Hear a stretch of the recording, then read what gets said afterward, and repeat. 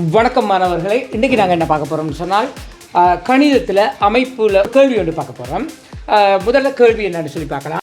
AB சமன் 8 centimetre, PC சமன் 6.5 centimetre, கோணம் ABC சமன் 60 பாகை ஆக உடைய முக்கோணி ஏபிசியை அமைக்க. முக்கோணி ஏபிசியின் சுற்றுவட்டத்தை அமைக்க. பியிலிருந்து ஏசியிற்கு ஒரு செங்குத்தை அமைக்க. அது வட்டத்தை வெட்டும் புள்ளியை எக்ஸ் என பெயரிடுக. எக்ஸ் வட்டத்திற்கு எக்ஸிலிருந்து வட்டத்திற்கு ஒரு தொடலியை அமைக்க. XY சமன் 5 சென்டிமீட்டர் ஆகுமாறு தொடலி மீது வையை குறிக்க. வையிலிருந்து வட்டத்திற்கு மற்றொரு தொடலியை அமைக்க. ஃபஸ்ட்டு நாங்கள் என்ன செய்வோம்னு சொன்னால் பாருங்க, இதில் முதலாவது ஏபி சமன் 8 சென்டிமீட்டர். அப்போ நான் ஒரு கடையில் ஒரு கோடு ஒன்று அடிமட்டத்தை வச்சு ஒரு கோடு ஒன்று ரன். இது பார்த்தீங்கன்னு சொன்னால் ஏபி சமன் 8 சென்டிமீட்டர். அப்போ 8 சென்டிமீட்டர் அடிமட்டர் அளந்து. ஸோ இப்போ இதை நாங்கள் கட் பண்ண பாருங்க. ஓகே, முதலாவதுக்கு பேர் வைப்போம். ஏபி இது 8 சென்டிமீட்டர். பிறகு என்ன பண்ண போகிறோம்னு சொன்னால் பிசி 6.5 சென்டிமீட்டர். ஸோ அப்போ அதை உடனே கீற முடியாது. அடுத்தது போ கோணமே பிசி 60 பாகை. அப்போ பியில் ஒரு 60 பாகை கீறட்டான். ஸோ என்ன பண்ணோம்னால் உங்களோட கவராயத்தை எடுத்து கவராயத்திலிருந்து இந்த மாதிரி இப்படி ராக் பண்ணுங்கள். பிறகு அதை மாற்றாமல் கவராயத்தை ஒரு முள்ளங்கால வச்சுக்கொண்டு மற்ற அந்த வில்லை அப்படி வெட்டும் வகையில் ஒரு கோடு ஒன்று கீழே கீறின பிறகு இந்த சந்திக்கிற புள்ளி இருக்கல்லோ, ஓகே, இதையும் நினைச்சோம் என்றால் அது 60 பாகையை குறிக்கும். ஓகே, 60 பாகை கீறிட்டேன். இப்போ பாருங்க, ஏபி இதில் வந்தால் சி கட்டாயம் இந்த கோட்டில் வரப்போகுது. அப்போ ரெண்டாவது தரம் என்ன, ஏபிசி 6.5. அப்போ 6.5 என்பதை நாங்கள் கவராயத்தில் அளந்து போட்டு கவராயத்தை அடிமட்டத்தை வச்சு அளந்து போட்டு பிறகு பியிலிருந்து அப்படி குறிப்போம். ஸோ இதுதான் கட்டாயம் இருக்க போது, சியாக இருக்க போது. இதில் பார்த்தீங்கன்னு சொன்னால் இதில் நாங்கள் குறிப்போம் 6.5 சென்டிமீட்டர் அந்த நிலை ஆக முடிய முக்கோணி அமைக்க. அப்போ மூன்றாவது புள்ளி எங்களுக்கு தெரிஞ்சிட்டது. அப்போ நாங்கள் என்ன செய்வோம், ஓகே, இதை அடித்து போட்டுட்டோம். இது ரெண்டையும் இணைச்சி விட்ட வேண்டாம். ஏபிசி ஆகக்கூடிய முக்கோணியாக வச்சுட்டேன். ஓகே சார், அடுத்து நாங்கள் என்ன பண்ண போகிறோம் என்றால் முக்கோணியில் சுற்றுவட்டம் கர சொல்லியிருக்கிறாங்க. சார், சுற்றுவட்டம் பார்த்தீங்கன்னு சொன்னால் முக்கோணியினுடைய 3 உச்சிகளையும் தொட்டு கொண்டு செல்லும், 3 உச்சிகளையும் வெட்டி கொண்டு செல்லும் வட்டம் தான் சுற்றுவட்டம். அப்போ இவ்வாறான வட்டம் வரைகிறதுக்கு நாங்கள் என்ன செய்யணும் அப்படின்னு சொன்னால் யாதேனும் இந்த முக்கோணியில் இருக்க யாதேனும் 2 பக்கங்களை இருகுறிட வேணும். சரி, பக்கங்கள் எப்படி இருகுறிடுதுன்னு பார்க்கலாம். சரி, இப்போ நாங்கள் ஏசிங்கிற பக்கத்தை இருகுறிடுவோம். ஏதேனும் 2 பக்கம். அப்போ ஏசியை இருகுறிடும் என்றால் 7 கவராயத்தை வச்சுக்கொண்டு ஏறத்தாழ இந்த மத்திய புள்ளி இதுக்குள்ளே வர வேண்டாம், அதை விட சொட்டு பெரிதாக இருக்கிற மாதிரி கவராயத்தை விரிச்சு கொடுங்க. மேலே இப்படி ஒரு ஆக், கீழே இப்படி ஒரு ஆக். இது மாற்றாமல் பிறகு சீலை வைத்துக்கொண்டு இதை வெட்டுற வகையில் இப்படி ஒரு ஆக் பண்ணி. இப்போ பாருங்க, இந்த இடத்துல 2 இடத்துல வெட்டுப்படுது. அது 2 இணைச்சி விட்டீங்கன்னா அந்த கோடு ஏசிங்கிற பக்கத்தை இருசமகூரிடும். அதாவது செங்குத்தாகவும் 2 பக்கங்களும் சமனாகும் வகையில் இருசமகூரிடும். இதே போல் இன்னொரு பக்கத்தை நாங்கள் என்ன செய்யணும், அப்படி கரணும். ஓகே, அப்போ என்ன செய்யலாம் என்றால் இன்னொரு பக்கம் எது விரும்புகிறீங்க, ஏபியாக இருக்கலாம், பிசியாக இருக்கலாம். ஸோ நான் என்ன செய்கிறேன் என்றால் பிசியே இருகுறிடுறேன். சரி, அப்போ இதே தான் ஐடியா. இதோட மத்திய புள்ளி இதில் இருக்கும் என்றால் அதை விட கொஞ்சம் பெருசாக கவராயத்தை வச்சுக்கொண்டு இந்த சீங்கிற புள்ளியில் வச்சுக்கொண்டு இப்படி ஒரு இங்கால வரா. பிறகு இதை மாற்றாமல் இதில் வச்சுக்கொண்டு இந்த 2 ஆக்கையும் வெட்டும் வகையில் இப்படி கொடுக்குறீங்க. இப்போ என்ன செய்வாங்க என்றால் இந்த 2 கோடையும் இந்த 2 வெட்டப்பட்ட இந்த 2 புள்ளியையும் இணைச்சி விடுங்க.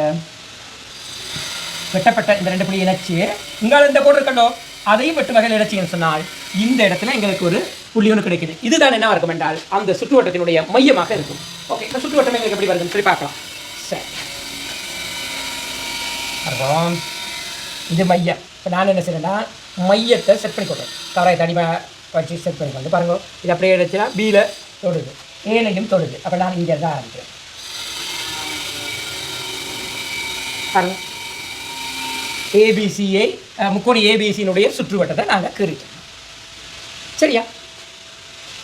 இப்போ அந்த மையத்தை பார்த்தீங்கன்னு சொன்னால் ஓ என பெயரிடுங்க. அப்போ மையத்தை ஓ என்று பெயரிட்டு அடுத்து சொல்கிறாங்களே என்னென்றால் பியிலிருந்து ஏசிக்கு ஒரு செங்குத்தை அமைக்கத்தான். வித்தியாசமான கேள்வி. பியிலிருந்து ஏசிக்கு ஒரு செங்குத்தை திரட்டாம். அப்போ எப்படி இருக்கிறதுன்னு பார்க்கலாம். பாருங்க, பியிலிருந்து ஏசிக்கு ஒரு செங்குத்து இருக்கிறது என்றால் நல்லா கவனிங்க. கவராயத்தை எடுத்து கவராயத்தின் அந்த முள்ளை கொண்டு வந்து பியில் வச்சுக்கொடுங்க. வச்சு போட்டு பென்சிலை கொஞ்சம் அகற்றி ஏசிக்கு தானே செங்குத்து வரைபடம் ஏசியை மட்டும் கொண்டு போகும். கொண்டு போன பிறகு என்ன செய்வோம் என்றால் இப்போ இந்த இடத்துல தொடுதல்லோ. இப்போ இதை விட கொஞ்சம் பெருசாக எடுத்துக்கொண்டு இப்படி ட்ரை பண்ணி பாருங்கள். இப்போ இந்த கோட்டை தாண்டி வெளியில் போகுது. அப்போ என்ன செய்ய வேண்டாம், இன்னும் கொஞ்சம் சின்னதாகும். சரியோ? ஓகே. ஆக்கிட்டு பாருங்கள், இந்த கோடை, இந்த ஏசிங்கிற கோடை வெட்டும் வகையில் இப்படி ஒரு கோடை இருக்கிறணும், இப்படி ராக். சரியா? ஓகே. இப்போ என்ன செய்யணும் என்றால், இது எந்தெந்த இடத்துல வெட்டுப்படுது? ஒன்று இந்த இடத்துல வெட்டுப்படுது, மற்றது இந்த இடத்துல வெட்டுப்படுது. இப்போ நாங்கள் என்ன பண்ணுவோம்னு சொன்னால், இந்த 2 புள்ளியையும் வச்சு இதுக்கு ஒரு செங்குத்து போடுவோம். சரியா? இந்த புள்ளியிலேருந்து எங்கால ஒராக், கீழே ஒராக். இப்போ இது இந்த புள்ளியிலேருந்து அதை வெட்டும் வகையில் இங்கே ஒரா, எப்படி வரா. இப்போ நாங்கள் என்ன பண்ணுவோம்னு சொன்னால், இந்த 2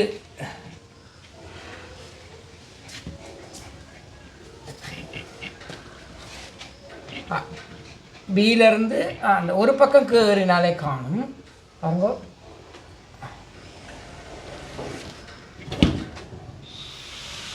ஓகே, பியிலேருந்து ஏசிக்கு செங்குத்து அமைச்சிக்கலாம்.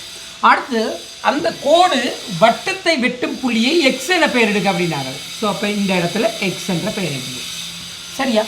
அடுத்து சொல்கிறாங்க என்னென்னா, எக்ஸில் ஒரு தொடலியை அமைக்க அப்படிங்கிறாங்க. ஓகே, எக்ஸில் ஒரு தொடலி அமைக்கணும்னால் உங்களுக்கு தெரியும், தொடலி தேற்றம். ஒரு வட்டம் ஒன்றின் தொடலி தொடுபுள்ளியுடன் ஆரையுடன் அமைக்கும் கோணம் செங்கோணம். அதன் அடிப்படையில் இது மையத்திலிருந்து நான் எக்ஸுக்கு ஒரு கோடு கருவனாக இருந்தால் அது என்னவாக இருக்கும்? நிச்சயமாக ஆரையாக இருக்கும். சரியோ? இது ஆரை. ஸோ நான் இந்த ஆரைன்னு கொஞ்சம் இப்படி நீட்டுறேன். சரியா? நீட்டி போட்டு இப்போ நாங்கள் என்ன பண்ண போகிறோம் என்றால், இந்த புள்ளியில் ஒரு செங்குத்து ஒன்று கீறணும். தேற்றம் அதுதான் சொல்லுது. ஓகே, இப்படி ஒரு ஆக் பண்ணுவோம். பிறகு கொஞ்சம் பெருசாகி கொண்டு இங்கே வச்சு இதில் ஒரு ஆக், இதில் வச்சு இப்படி ஒரு ஆக், 2 இடம் விட்டுப்படுதல்லோ.